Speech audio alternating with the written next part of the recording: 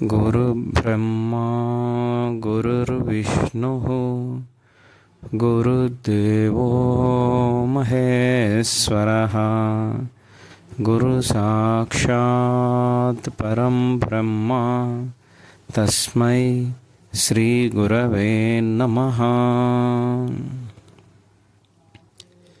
నమస్కారం మాస్టర్. నమస్కారం మాస్టర్ కేపీకే. నమస్కారం మాస్టర్ ఈకే. నమస్కారం మాస్టర్ ఎంఎన్. నమస్కారం మాస్టర్ సివివి. నమస్కారం master CVV.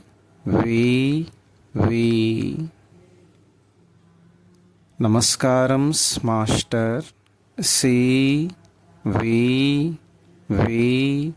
To your lotus feet. ఓం శాంతి శాంతి శాంతి. సోదర బృందానికి నమస్కారాలు.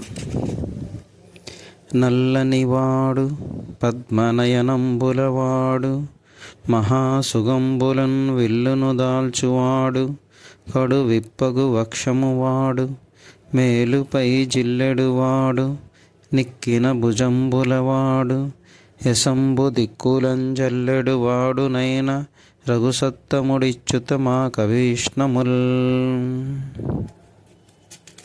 పరుడై ఈశ్వరుడై మహామహిముడై ప్రాదుర్భవ స్థాన సంహరణ క్రీడనుడై త్రిశక్తియుతుడై అంతర్గతజ్యోతి అయి పరమేష్టి ప్రముఖ మరాదిపులకున్ ప్రాపింపరాకుండు దుస్తర మార్గంబున తేజరిల్లు హరికిన్ తత్వార్థినై మృక్కెదన్. ఏ పరమేశు పాదయుగమెప్పుడున్ కోరి భజించి నేర్పరుల్ లోపలి బుద్ధితో ఉభయ లోకములందుల జడ్డుబాసి ఏ తాపములేక బ్రహ్మగతిన్ తారు గతశ్రములై చరింతురు. ఏ నా పరమేశు మృక్కెద అఘోగ నివర్తన భద్ర కీర్తనున్. మందార మకరంద మాధుర్యమున తేలు మధుపంబు పోవునే మదనములకు నిర్మల మందాకిని వీచికలతూగు రాయంచ చనునే తరంగిణులకు లలిత రసాల పల్లవ కాదియై చొక్కు కోయిల చేరునే కుటజములకున్ పూర్ణేందు చంద్రికా స్ఫురిత చకోరకం బరుగునే సాంద్ర నీహారములకు అంబుజోదర దివ్య పాదార వింద చింతనామృతపాన విశేషమత్త చిత్త మేరీతి నితరంబు చేర నేర్చు వినుత గుణశీల మాటలు వేయునేలా.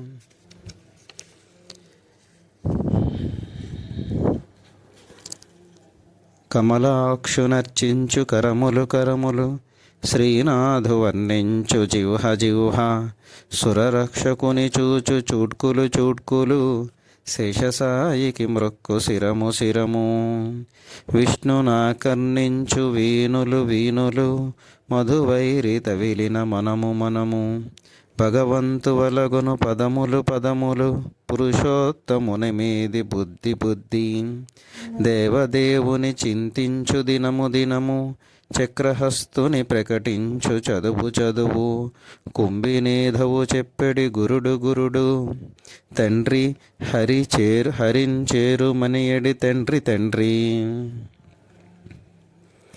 సోదర బృందానికి నమస్కారాలు.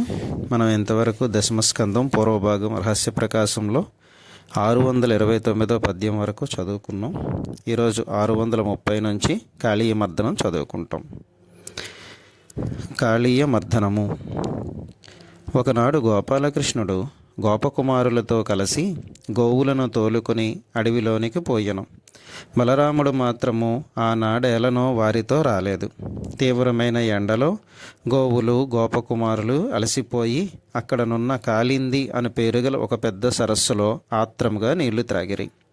ఆ నీరు విషపూరితమగుట వలన వారు చనిపోయిరి.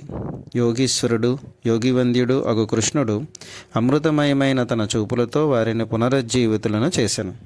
కృష్ణుని దయ వలననే తమకు మరలా బ్రతుకు కలిగినని వారందరూ సంతోషించిరి. కాళింది సరస్సులోని జలములు విషపూరితములై ఉన్నవని గమనించిన కృష్ణుడు ఆ సరస్సును పరిశుద్ధము చేయవలెనని సంకల్పించను. కాళింది అను పేరుగల యమునా నదిలోని జలములు నల్లగా ఉండను. అటువంటి శ్రీరవర్ణమే కలిగిన కృష్ణునకు ఆ సంకల్పము కలుగుటలో ఆశ్చర్యమేమి? ఆ సరస్సులో నివాసమున్న కాళీయుడు అను సర్పరాజును శిక్షించి కృష్ణుడు అక్కడి నుంచి తరిమివేశాను. ఇది విని పరీక్షిత్తు ఇట్లన్నాను: యోగేంద్ర, కాళింది సరస్సులోని జలములు అంతులేని లోతుగా ఉండునని విన్నాము. అంత అగాధ జలములలో నివసించుచున్న ఆ సర్పరాజు దర్పము పోగొట్టి కృష్ణుడు ఏ విధముగా వానిని తరిమివేశను? ఆ కాళీయుడు చాలా కాలము నుండి ఆ మడుగులోనే ఉండిపోవుటకు కారణమేమి? ఈ విశేషములు వివరింపగోరుచున్నాను. గోవులను కాచుకుని ఈ గోపాల బాలకులు లీలామృతమును చెవులతో జుర్రుకొనుచున్న కొలది ఎప్పటికప్పుడు మరింత మధురముగా ఉండును. ఎట్టి వెర్రివారికైనను ఈ కథ ఇంకా చాలులే అనిపించదు కదా. సుఖయోగేంద్రుడు ఇట్లు చెప్పసాగాను: రాజా, కాళింది నదిలో ఒక పక్కగా ఒక పెద్ద మడుగు ఉన్నది. దానిలో కాళీయుడు అను సర్పరాజు సకుటుంబముగా నివసించుచుండెను. అతని నుండి వెలువడుచున్న భయంకర విషము అగ్నిజ్వాలలై ఆ మడుగులో ఆవరించి ఉండును. దానిలోని జలమంతయు ఆ విషాగ్నుల చేత కొతకొతలాడిపోవుచుండును. ఆ మడుగు పైన ఆకాశములో ఎగురుచున్న పక్షులేవి అయినను క్షణమాత్రములో పడి చచ్చుచుండును. ఆ నీటి తుంపరలతో కలిసి గాలి సోకినంత మాత్రమున ఏ ప్రాణి అయినను క్షణములలో చచ్చిపోవును. ఆ శిరస్సులో నీళ్లు కళపెళలాడుచు పొంగిపోవుచుండును. ఆ మడుగును చూచిన కృష్ణుడు నివ్వెరపోయెను. సత్పురుషులను బాధించు దుష్టులనెవ్వరినైనను కృష్ణుడు శిక్షింపక విడువడు. కాళీయునిపై అతనికి ఆగ్రహము వచ్చెను. ఆ కాళీయుని అనుచరులు వంకర బుద్ధితో గోరూపములు ధరించి గోవులలో చెరించుచు కృష్ణుని చంపుటకు యత్నించుచున్నవని కూడా కృష్ణుడు గమనించను. హరివంశము పూర్వభాగం 7. వాని విషాగ్ని జ్వాలలను తొలగించి ఆ కాళింది జలములను స్వచ్ఛమైన జలములుగా చేయవలెనని నిశ్చయించుకొనెను. ఆ సరస్సు ఒడ్డున ఒక విశాలమైన కదంబ వృక్షం ఉన్నది. పూర్వజన్మలలో ఆ చెట్టు చేసుకున్న ఏ పుణ్యము వలననో దానికి బాలకృష్ణుని పాదస్పర్శ అను ధన్యత కలిగెను. దాని కొమ్మలు విశాలముగా చాలా దూరము వ్యాపించి ఉన్నవి. కృష్ణుడు ఆ కదంబ వృక్షము పైకెక్కి సరస్సుపైకి వ్యాపించి ఉన్న కొమ్మపై నిలబడెను. ఉత్తరీయమును కృష్ణుడు నడుమునకు గట్టిగా బిగించుకొనెను. తలపై ధరించిన నెమలిపించమును కూడా కదలకుండా కొప్పులో గట్టిగా బంధించెను. గట్టిగా భుజములు చరుచుకొని పాదములు గట్టిగా అదిమిపట్టి ఆ గోపాలసింహము ఆ చెట్టు కొమ్మపై నుండి కుప్పించి ఎగిరి సరస్సులో దూకెను. ఆ దూకిన శబ్దమునకు దిక్కులు దద్దరిల్లెను. ఒక్కసారిగా నీరు గుబగుబలాడుచు బుడగలతో కొల్లోలమయ్యను. అప్పటికే ఆ మడుగులోని నీరు భయంకరమైన విషాగ్నులతో తెరలుగా ఉడుకుచుండెను. మహాప్రభావవంతుడైన గోపాలసింహుడు సింహము వలె భయంకరముగా దూకిన ఆ వేగమునకు సరస్సులోని నీరు 100 ధనస్సుల ఎత్తున బుడగలతో నురగలతో ఎగసిపడెను. ఇక్కడ చిన్న వివరణ ఇచ్చారు మాస్టర్ గారు. పాపరహితుడైన కృష్ణుని తాకుటకు విషపూరిత జలములు భయపడుచున్నట్లు అలలుగా ఒడ్డుకు చేరుకొనెను. హరివంశం పూర్వభాగం 7. 639 పద్యం. పూర్వము కూర్మావతారములోని మహాసముద్రములోనే అవలీలగా ఈదగలిగిన ఆ విష్ణుదేవుడు సరస్సులో దూకి బాహువులతో జలములను కలిచివేయుచు చల్లా చెదురు చేయుచు భయంకరముగా ఈదులాడసాగెను. దానిలో నివసించుచున్న కాళీయ సర్పరాజునకు కృష్ణుడు తన గుండెలపైనే ఈదుచున్నట్లు అనిపించెను. విషాగ్నులను విరజిమ్ము ఆ కాళీయుని గుండెలలో రోషాగ్నులు ప్రజ్వలించెను. శ్రీకృష్ణుడు తన సరస్సును కల్లోలము చేయుచుండుట గమనించిన కాళీయునకు ఉవ్వెత్తుగా రోషము ముంచుకొని వచ్చెను. ఎవడీ బాలకుడు ఇంత చిన్నవాడై ఒంటరిగా నా మడుగులో ప్రవేశించి దుస్సాహసముతో జలములు ఎగసిపడినట్లు కలిచివేయుచున్నాడు. లోపల నేనున్నానని గమనించలేదు కాబోలు. నా విషాగ్ని ఎంత భయంకరమైనదో ఎరుగడు. అగ్నిజ్వాలలతో విశాలముగా విజృంభించుచున్న నా విషజ్వాలలతో వీనిని భస్మం చేసి చంపివేసెదను. నా కోపమెంత భయంకరమైనదో లోకులకందరికీ తెలియరావలేను. సర్పరాజైన కాళీయుడు ఇట్లని తలంచుచు చర్రున లేచి వేగముగా దూసుకుని వచ్చెను. వాని అనుచరులైన సర్పసైన్యము కూడా వెంట వచ్చెను. భయము గాని కంపము గాని ఎరుగని వాడు, మహాగంభీరుడు, పసుపు పచ్చని కొత్త పట్టుపంచెను ధరించినవాడు, ధీరుడు, వీరుడు, నీలమేఘశ్యాముడు అయిన కృష్ణుడు సరస్సులో విహరించుచుండగా పాముల రేడు వానిని సమీపించి కాటువేశను.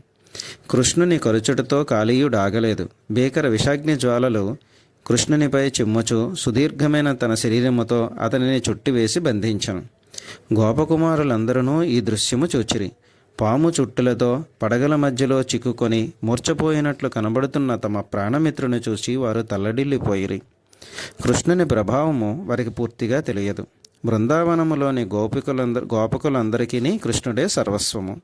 తమ సంపదలు, కుటుంబము, మనస్సులలోని కోరికలు సర్వము మాధవునికే సమర్పణ చేసినవారు. గోపబాలకులు కూడా అటువంటి వారే కనుక అతని దుస్థితి చూసి ఇట్లు విలిపించిరి. అయ్యయ్యో, ఈ పాపిష్టిపాము మన కృష్ణుని కరుచుచున్నది. కరుచుటయే కాదు, తన పొడవైన శరీరముతో అతనిని చుట్టివేయుచున్నది. ఆ పట్టు విడుచున్నట్లు కనిపించుట లేదు. ఇప్పుడు మనమేమి చేయవలెను? ఎక్కడికి పరిగెత్తవలెను? ఈ మహాసర్పమును జయించగల మగవారెవ్వరున్నారు? ఇప్పుడు మనకు ఉపాయమేమి అని గగ్గోలు పెట్టుచు తూలి నేలపై పడిపోయిరి. ఆవుల మందలు కూడా తమను ప్రేమతో లాలించుచున్న కృష్ణుడు పాముచే చిక్కి స్పృహ తప్పినట్లుండుట, ఆ పాము వానిని కరుచుచుండుట చూచి మేతలు వాని దుఃఖముతో నిలబడిపోయాను. వానితో ఉన్న వృషభములు, లేగదూడలు కూడా నిశ్చేష్టముగా నిలబడిపోయాను. అక్కడ గొల్లపల్లిలో ఉత్పాతములు కనిపించను. గాలి, భూమి మొదలైన ప్రకృతిలో తీవ్రమైన సంచలనము కనిపించను. గోపనాయకులకు, గోపవనితలకు అపశకునముగా కన్నులెదిరెను. ఇక్కడ చిన్న వివరణ. మగవారికి ఎడమ కన్ను, ఆడవారికి కుడి కన్ను అదిరినచో అది అశుభమును సూచించును. తరువాత పద్యం. నందుడు, యశోద మొదలైన వారు అపశకునములను గమనించి భయపడిరి. కృష్ణుని బలము ఎన్నిసార్లు చూచినను అతడి శక్తి వారికి పూర్తిగా తెలియదు. గోవులను మేపుకొనబోయిన కృష్ణుడు గోపకుమారులతో పాటు ఏ ఆపదలోనైనా చిక్కుకొనవచ్చునని భావించిరి. ఆ ఆలోచన వచ్చిన వెంటనే వారి గుండెలు గుబేల్మనెను. గోపనాయకులు స్త్రీ బాలవృద్ధులతో సహా పెద్ద పెట్టున ఆర్తనాదము చేయుచు కృష్ణుని వెతుకుటకు బయలుదేరిరి. కృష్ణుని బలము తెలిసిన వాడైనను బలరాముడు వారి భయాందోళనలు చూచి కూడా మాట్లాడక నవ్వుచు వారితో పాటు పరుగులు పెత్తుచు ముందుకు సాగాను. గోపనాయకులు కృష్ణుడు వెళ్ళిన మార్గమునే అనుసరించుచు అడవిలో ముందుకు సాగిపోయిరి. ఆవుల మందల పాదముల గుర్తులు, గోపకుమారుల పాదముల గుర్తులు గమనించుచుండగా మధ్య మధ్య గోపాలకృష్ణుని పాదముల గుర్తులు కనిపించను. ఆ పాదములలో పరమ పవిత్రమైన సాముద్రిక రేఖలున్నవి. యవ, అంకుశ, హల, కమల, కులిశ, చక్ర, చాప, కేతనాది రేఖలతో కృష్ణుని పాదముల గుర్తులు భూదేవికే అలంకారములుగా ఉన్నట్లున్నవి. గోపనాయకులు ఆ గుర్తులను బట్టి ముందుకు సాగిపోయి యమునా నదీ తీరము చేరిరి. అక్కడ సరస్సు మధ్యలో వారికి శ్రీకృష్ణుడు కనిపించెను. అతడు ఆ పాము చేత కాటుపడి చుట్టలలో చిక్కి పరాక్రమము చూపక నిశ్చేష్టుడై కనిపించెను. ఆ సర్పరాజును జయించుట మరి ఎవ్వరికీ సాధ్యము కాదు. ఇప్పుడేమి చేయవలనో ఎవరికీ తోచలేదు. కృష్ణ కృష్ణ అని విలిపించుచుండిరి. ఈనాడు దైవము తమకు ఎదురు తిరిగినని తిట్టుకొని చుండిరి. గోవులు రెప్పలు కూడా వేయక కృష్ణుని వంకకే చూచుచూ దుఃఖించుచున్నవి. వానిని చూచిన గోపనాయకులకు గోప వనితలకు మరింత దుఃఖము పెళ్ళుబికి వచ్చను. కొందరు గోపకాంతలు యశోదను పట్టుకుని ఏడ్చుచుండిరి. పరమ భక్తులైన వారు భగవంతునితో మాట్లాడునట్లు గోపకాంతుల భక్తితో ఉడలు తెలియక కృష్ణుని ఉద్దేశించి ఇట్లు పలకసాగిరి. కృష్ణ, మేము నీకు ఎదురు వచ్చినచో నీవు వెంటనే మాకు ఎదురు వచ్చుచుందువు. నేడు మేము వచ్చినను నీవు రావేమి? మేము నిన్ను చూచినచో నీవు మమ్ము దయతో చూచుచుందువు. ఇప్పుడు మేము చూచినను నీవు కనువిప్పి చూడవేమి? మేము నీ దగ్గరకు వచ్చినచో నీవు వెంటనే మా దగ్గరకు వచ్చుచుందువు. ఇప్పుడు మేమింత దగ్గరకు వచ్చినను నీవు మా దగ్గరకు రావేమి? మేము నిన్ను పిలిచినచో ఉత్సాహముగా ఓ అని పలుకుచుండెడి వాడవు. ఇప్పుడు పిలిచినను పలకకున్నావేమి? నిన్ను గురించి మేము ఆలోచించిన క్షణములో నీవు మమ్ము గురించి ఆలోచించుచుందువు. నేడు మేము నిన్ను గురించి ఎంతగా చింతించినను నీవు మమ్ము గురించి ఆలోచించవేమి? ఇక్కడ వివరిస్తున్నారు. భక్తులు స్మరించినప్పుడు భగవంతుడు వారిని స్మరించును. భక్తులు పిలిచినచో అతడు పలుకును. జీవులలోని దేవుని చూచిన వానిని దేవుడు కూడా చూచును. ఇట్లే పద్యం అంతటికి సమన్వయం చెప్పుకొనవలెను. తర్వాతి పద్యం. నందుడు, యశోద మొదలైన వారు కృష్ణుని చూచి పట్టరాని దుఃఖముతో ఇట్లనిరి. నా తండ్రి, పాలిండ్లలో విషము పెట్టుకుని వచ్చిన రక్కసి పూతన వద్ద విషపూరితమైన పాలు త్రాగి ఆ విషమును కూడా జయించిన వాడివే. అంతటి అద్భుతమైన ప్రభావం కల నీకు కూడా ఈ పాము విషము ఎక్కెను కదా. కలువ రేకుల వంటి నీ కన్నులు ఎట్లు వాడిపోయినవో చూడుము. అయ్యో, ఈ క్రూరమైన పాము పట్టరాని కోపముతో నిన్ను కరుచుచుండగా భయముతో ఎంత కంపించిపోయితునో కదా. పాపిష్టి దైవం ఎంత ఆపద తెచ్చినని తిట్టుకొంటివా నా కన్న తండ్రి. మమ్ము తలంచుకొని ఎంత బాధపడినావో కదా. ఈ పాపిష్టి సర్పము మమ్ము కరిచినా బాగుండెడిది. మమ్ము కరవక నిన్ను కరిచినదేమి? నీవు క్షేమముగా ఉన్నచో నీవు రక్షింపగలుగుదువు. కానీ నీవాపదలో ఉన్నప్పుడు నిన్ను రక్షించుటకు మాకు శక్తి లేదు కదా. నాయన, ఈ గోపకుమారులందరిలోనూ నువ్వే ఉత్తముడవు. మేమెప్పుడు కనిపించిననో గౌరవంతో మమ్మ చూచుచుండెడి వాడవు. నేడట్లు చూడకున్నావేమి? నీ మిత్రులతో కూడా మాట్లాడవా? అందెలు గల్లు గల్లుమని మ్రోగుచుండగా నీ తల్లుల ఎదుట నాట్యమాడుచుండెడి వాడవు కదా. నేడు నాట్యమాడవేమి? గోప యువతులతో పరాచకములాడుటకైనా వారి దగ్గరకు కూడా చేరకున్నావు. ఇది నీకు న్యాయమా? మాకు చెవులున్నందుకు సార్థకముగా చక్కగా మాట్లాడువాడవు. ఇక ముందు ఎవరు మాట్లాడుదురు? మా కాలు చేతులు ధన్యమగునట్లు మా పైకి దూకి చంక ఎక్కువాడువు కదా. ఇక ముందు ఎక్కువారెవరు? మనోహరమైన నీ నవ్వులు చూచుటయే మా కన్నులకు కృతార్థత. ఇక ముందు అటువంటి భాగ్యము లేదు కదా. సాయంత్రము వేళ బాటల వెంట నీ కోసం ఎదురుచూచి నోరారా నిన్ను పిలుచు భాగ్యము మాకింకా లేకపోయినా ఈ పాము చేత కాటుపడి నీవిట్లున్నచో ఇక మమ్ము రక్షించు ప్రభువులెవ్వరు? ఈ పాపిష్టి పామునకు నిన్ను అప్పగించి మేము తిరిగిపోలేము. మాకు నీ తోటితే లోకము. నీవు లేని ఈ లోకము కానీ ఈ జీవితము కానీ మాకేలా. యశోద, రోహిణి మొదలైన గోపకాంతలు ఒకరినొకరు పట్టుకొని పెద్ద పెట్టున ఏడ్చుచు కృష్ణుని వదిలిపోలేక వానితో పాటే మడుగులో దూకి చచ్చిపోయేదమని సరస్సులోనికి దూకబోవుచుండగా బలరాముడు వారిని నివారించి ఇట్లు ధైర్యం చెప్పెను. ముందేమి జరగబోవుచున్నదో మీకు తెలియదు. ధైర్యము వదిలి బేలగా ప్రవర్తించుట సరియైన పద్ధతి కాదు. కొంతసేపు ఓర్మి వహించి చూచుచుండు.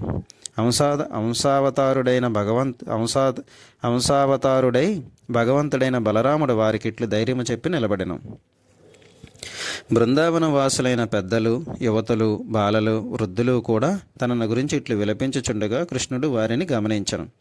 కానీ క్రీడామయుడై మానవ మాతృని వలె ఒక ముహూర్త కాలము కాళీయుని చుట్టులలో చిక్కియుండెను. ఆ విధముగా ఒక్క ముహూర్త కాలము గడిచెను. ఆ తర్వాత కృష్ణుడు విజృంభించెను. తన శరీరమును ఒక్కసారి ఊహాతీతముగా పెంచివేసెను. దానితో వానిని గట్టిగా చుట్టియున్న కాళీయుని శరీరములో కండరములు, ఎముకలు, పొలుసులు సడలి జారిపోయాను. వానికి తెలియకుండగానే అతడు చుట్టిన చుట్టలు వీడిపోయాను. శరీరములో పుట్టిన వేడి సహించరానిదై విశాలముగా విప్పియున్న పడగలలోనికి ఎగజిమ్మెను. ఇంకా వానిని కరుచుటకు కూడా ఓపిక లేకపోయాను. నీరసించిపోయి బలహీనముగా నిట్టూర్పులు విడువసాగాను. వానిలో ఉన్న భయంకరమైన విషము ముక్కుల వెంట దారులుగా కారెను. కొంచెము దూరముగా జరిగి దిక్కులు చూచుచూ నిలబడెను. మంట ఆరిపోయి పొగలు మాత్రము వచ్చుచున్న కట్టెవలే ఉన్న ఆ కాళీయునిలో దుర్బుద్ధి మాత్రము పోలేదు. భయమన్నదే ఎరుగని మేటి వీరుడైన కృష్ణకుమారుడు ఒక్క చేతితో కాళీయుని పడగలపై చరిచెను. ఆ చేతితోనే వాని దౌడలు గట్టిగా పట్టుకొనెను. కాళీయుని కన్నులలో నుండి విషము ధారలుగా కారుచు మంటలు ఎగజిమ్మెను. గరుక్మంతుడు పామును పట్టి ఎత్తినట్లు కృష్ణుడు ఆ పామును ఎత్తి గిరగిరా తిప్పి నీటిపై విసిరికొట్టెను. శరీరంలో బలమంతయు క్షీణించిపోయిన కాళీయునకు పొగరు మాత్రము కొంత మిగిలి ఉండెను. మాస్టర్ గారు వివరిస్తున్నారు. పాములు పట్టువారిలో ఒడుపుగలవారు పామును చంపకుండా నిర్వీర్యము చేయుటకే తోకను పట్టుకొని సుడిగాలి తిప్పినట్లు గిరగిరా తిప్పుదురు. దాని పొడవైన వెన్నెముకలోని సంధి బంధములు కదిలిపోయి ప్రాగుటకు శక్తి లేకుండా పోవును. తరువాత పద్యం. గోపాలకృష్ణుడు ఈ విధముగా ఆ సర్పరాజును గిరగిరా త్రెప్పి నీటిపై పడవేసి రెట్టించిన ఉత్సాహముతో ఎగిరి ఆ కాళీయుని పడగలపై నిలబడెను. విశ్వసృష్టి అను నాటక రంగమున సకల జీవరాశుల రూపములో నాట్యమాడడి విశ్వవిఖ్యాత నర్తకుడైన ఆ మహాత్ముడు కాళీయుని పడగలపై నాట్యము చెయ్యసాగాను. సువిశాలమైన ఆ పడగలే రంగస్థల మండపం వలె ఉండెను. కాళీయుని శిరస్సుపై ఉన్న కాంతిమంతమైన పద్మరాగాది రత్నములే ఆ రంగస్థలమున్న దీపములుగా భాషించుచుండెను. కొంచెము దూరమున యమునా నదిలో ఉవ్వెత్తుగా లేచుచున్న తరంగ ఘోషలే అతని నాట్యమునకు మృదంగ వాద్యములుగా ఉండెను. ప్రశాంతమైన బృందావనములో గుంపులు గుంపులుగా చేరి తుమ్మెదలు చేయుచున్న నాదమే ఆ గాయకుల గానముగా వినిపించుచుండెను. కలహంసలు, చక్రవాకములు మొదలైన పక్షుల కలకల నాదములే అతని నాట్యమునకు తాళము వేయుచుండెను. ఆకాశములో నిలబడి చూచుచున్న దేవతలే సభలో ఉన్న ప్రేక్షకులుగా అమరియుండిరి. ఇట్లు కృష్ణుడు చేయుచున్న నాట్యము అతనికి క్రొత్త కాదు. సృష్టి పుట్టినప్పటి నుండి జీవరాశులలోని చైతన్యముగా అతడిట్లు నాట్యమాడుచునే ఉన్నాడు. రాక్షసులను సంహరించుటకే అవతరించిన ఆ గోపకుమారుడు తన కడుపులో ఉన్న అన్ని లోకముల బరువుతో పాటు కాళీయుని ఫణారంగ ప్రదేశమున నిలబడి నర్తనమాడెను. తీవ్రమైన వేగముతో ఎగిరిదూకుచు ఆడుచు పాడుచు కలకలా నవ్వుచు లీలా నర్తకుడై నాట్యమాడెను. అప్పటికి కాళీయునిలో కొన ఊపిరి మాత్రమే మిగిలి ఉండెను. అపూర్వమైన అద్భుతమైన ఆ నాట్య విన్యాసము దర్శించి సకల దేవతాధీశ్వరులు, గంధర్వులు, మహర్షులు, పతివ్రతామ తల్లులు సంతోషముతో కృష్ణునిపై పూలవానలు కురిపించుచు పాటలు పాడుచు నాట్యము చేసిరి. దుర్మార్గులైన వారిని శిక్షించుటకు యమధర్మరాజు వలె భూలోకములో అవతరించిన శ్రీహరి కాళీయుని పడగలపై తాండవము చేయుచు చితుక తొక్కెను. అతని నోళ్లలో నుండి ధారలు ధారలుగా రక్తము, ముద్దలు ముద్దలుగా మాంసము వెలువడుచుండెను. కన్నులలో నుండి విషము వెలువడుచుండెను. బలము, సత్తువ సర్వము హరించుకుని పోయెను. దిక్కు తెలియక దిక్కులు చూచుచు కంఠములో కొన ఊపిరి మాత్రము మిగిలి ఉండగా ఆ ఫణీంద్రుడు ఇట్లు అనుకొనెను. నా విషాగ్ని జ్వాలలు సోకినంత మాత్రముననే దేవతలైనను గిలగిలలాడుచు చచ్చుచుందురు. కానీ నేడి వింత ఏమి? ఇతడా చిన్న బాలుడు. తీవ్రమైన వేగముతో నేను విషాగ్నులు కక్కుచు ఎన్ని మార్లు కాటు వేసినను ఇతడు ఇసుమంతైనను బాధపడలేదు సరికదా. విశాలమైన నా 100 పడగలపైన ఎక్కి చితక త్రొక్కి నాట్యమాడుచున్నాడు. సర్వచరాచర జీవులకు ప్రభువైన శ్రీహరియే ఈ బాలుడుగా వచ్చి ఉండవలెను. ఆ పరమపురుషుడు తనను సేవించిన వారిని ప్రేమతో చూచును అని భయముతో శ్రీహరికి శరణుజొచ్చి నిశ్చేష్టుడై ఉండిపోయాను. ఈరోజు ఈ కార్యక్రమం ఇక్కడితో ముగిద్దాం. స్వస్తి.